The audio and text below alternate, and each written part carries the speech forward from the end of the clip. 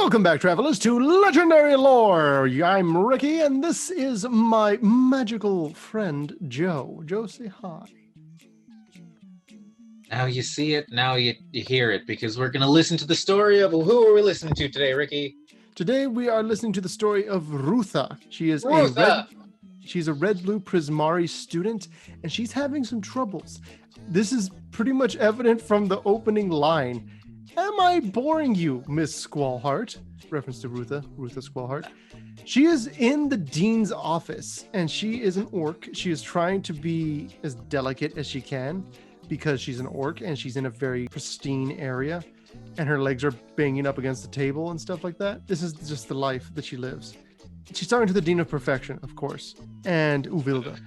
And everything is blue. There's a small flame, like a little candle, and it's got like a little flame on top of it, and everything else is blue, right? Rootha is trying to make something. She's stuck. She says she has a song in her head, but that she can't quite grasp it, get the whole thing out of it. This whole time, Rootha has not turned in any assignments. Uvilda's pointing out, she's like, Rootha, you haven't done anything this entire year. We need some results. You are here because you are a legacy student. Your mother, your grandmother, your great-grandmother, all of them, fantastic artists. They all graduated at like the top of their class kind of thing. You're supposed to be doing that. And she's right here. You're the only student who hasn't yet applied for a critique. And my professors tell me that it's because you have so far failed to finish anything. And it's been a month. Nothing's happened. And as she talks more and more about her mom, Rootha gets more and more upset. Rootha gets madder and madder every time she says something about how great her family is. Like the heat, it starts to crawl up her neck. The fire that she's been staring at this whole time, flares up. And then she's like, you need to have a completed project by tomorrow. Turn that in, and that's it. That's your deadline. The fire goes whoosh because obviously you said you have finished work. Bring me, son, or I'm going to say there's no longer a place for you at the Prismari College. And so the candle's flame starts to get even higher. It's getting more and more out of control. And Rootha's like, I have to calm down.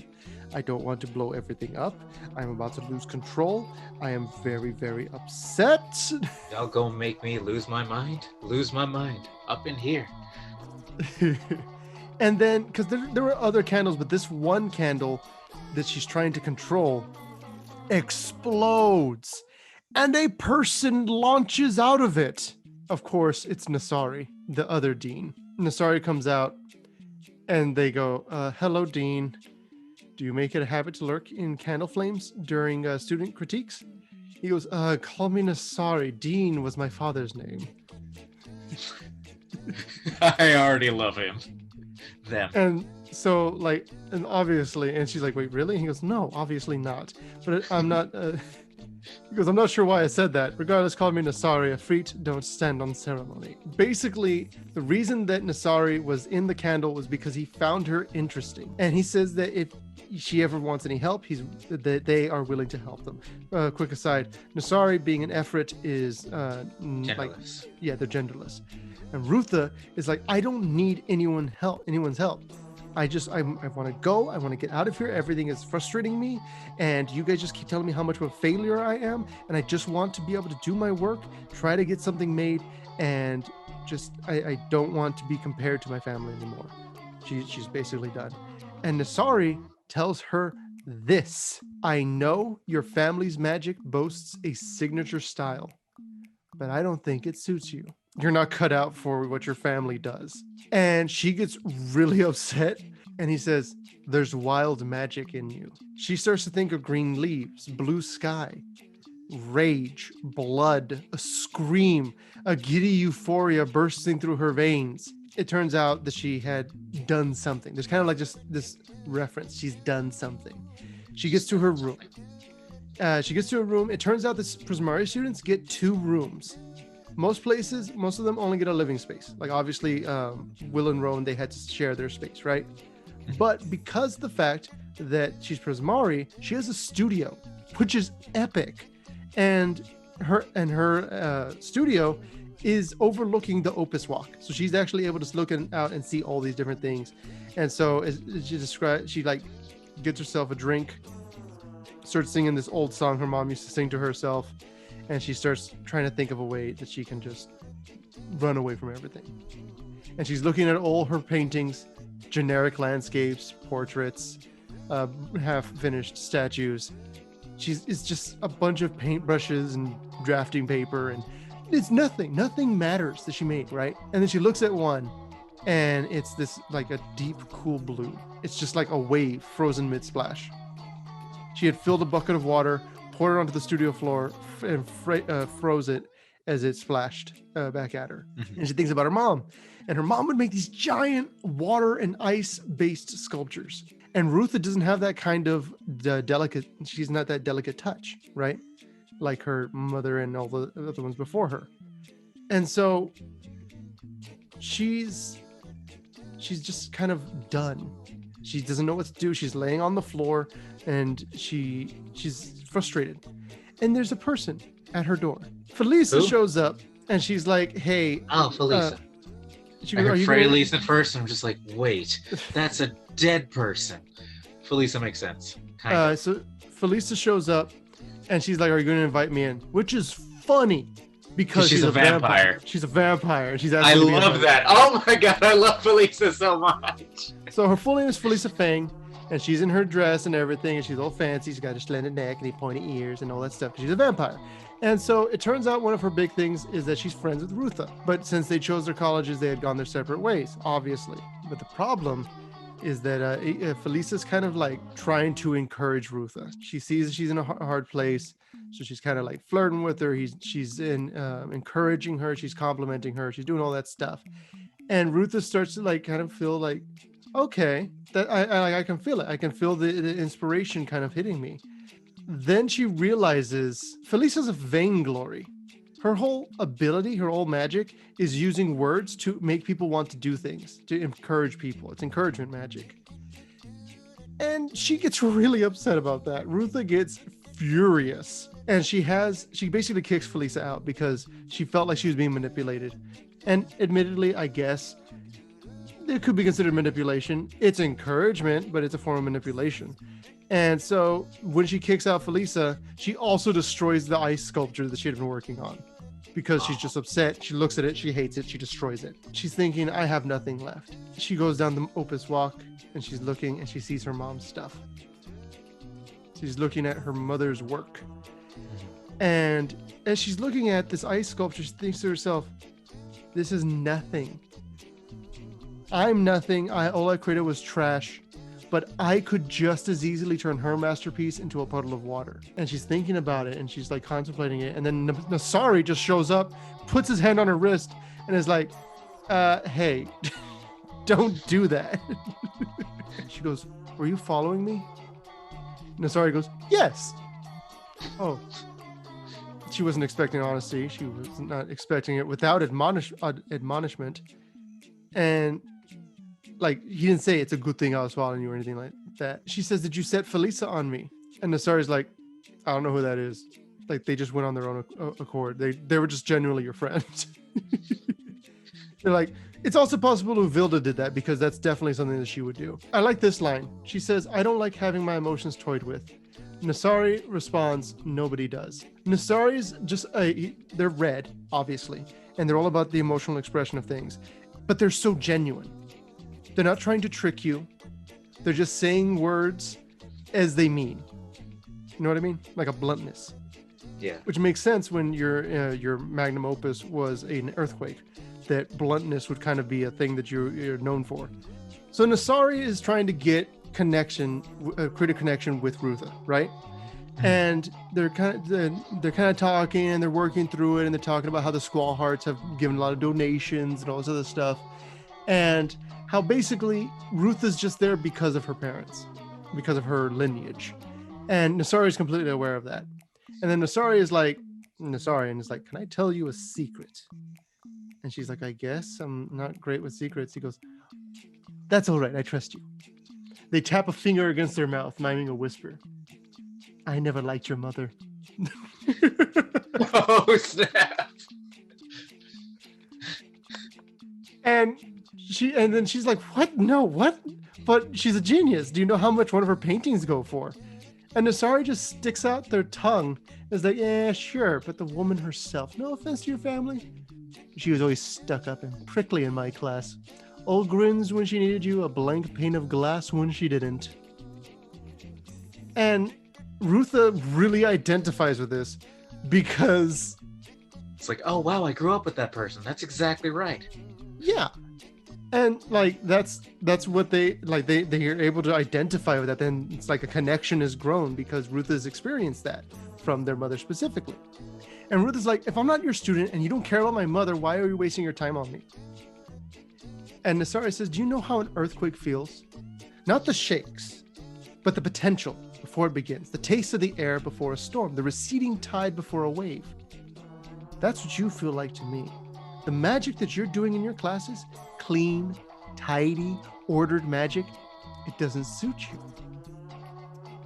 And when they say that, Nasari kind of unlocks this terror inside of Rootha, because Rootha's whole deal has been trying to be controlled and contained.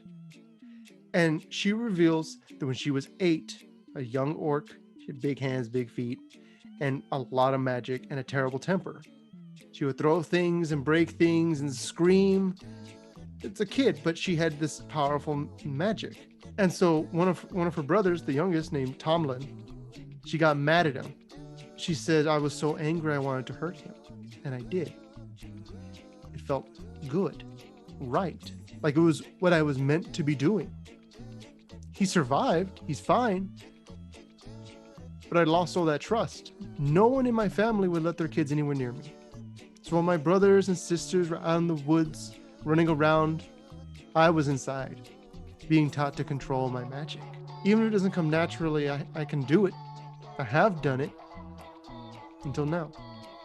And so what she realizes is that as she's been walking and following Nasari, that they've led her into the Fury Gale. Now, to recap, the Fury Gale is that particular manifestation of all these crazy spells that have just kind of been thrown out here and dumped, right? Yes. And she even says, this is exactly the place to dump a broken thing that doesn't work as it ought. Nasari's like, you never told that story to anyone, have you? And she says, I don't want sympathy. Good, because you'll get none from me.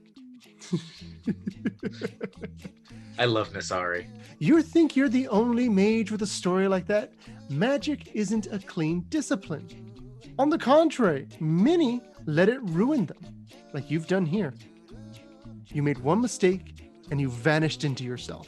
And she's like just angry. She's screaming at him at this point. And there's like all these like flames and stuff going all over the place. And she's like, one mistake, I could have killed my brother and I enjoyed it. And Nasari's like, you won't kill me, no matter how much you enjoy it. He's telling, they're saying, let loose on me. Yeah. And she says, it makes me angry. They're goading me. I haven't let anyone do that in over 15 years, but I can't stand the disdain in their eyes, the disappointed letdown, the thought it was something that I was something worthy, interesting, something valuable, and that I proved them wrong. It makes me angry and it makes me burn. And so she just lashes out at them, just throwing fire, air, water, ice, earth, all these different spells, just trying to hit Nasari. Nasari just keeps dancing around. Goes full Aang on them. Yeah.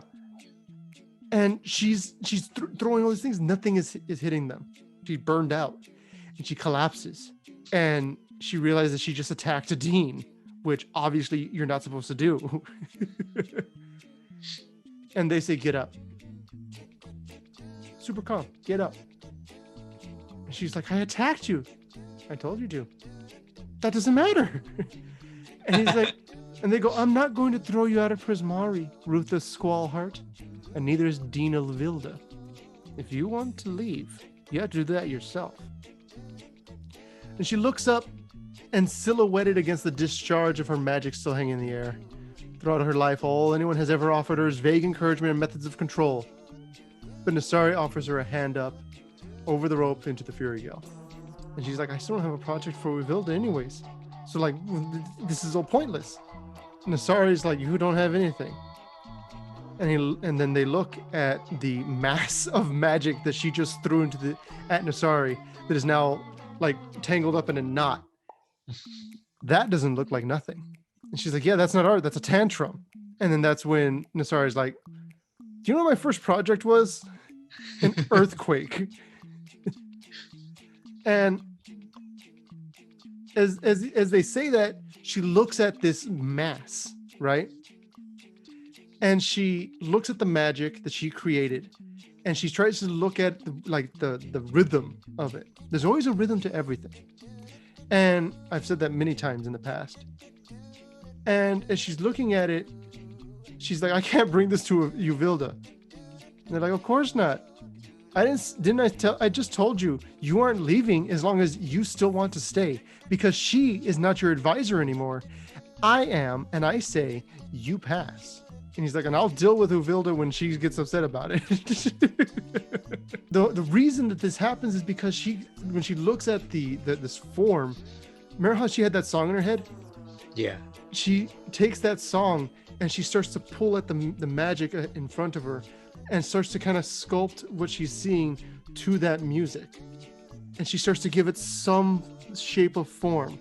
And that's what Nasari wanted to see. He wanted to see her purest emotion.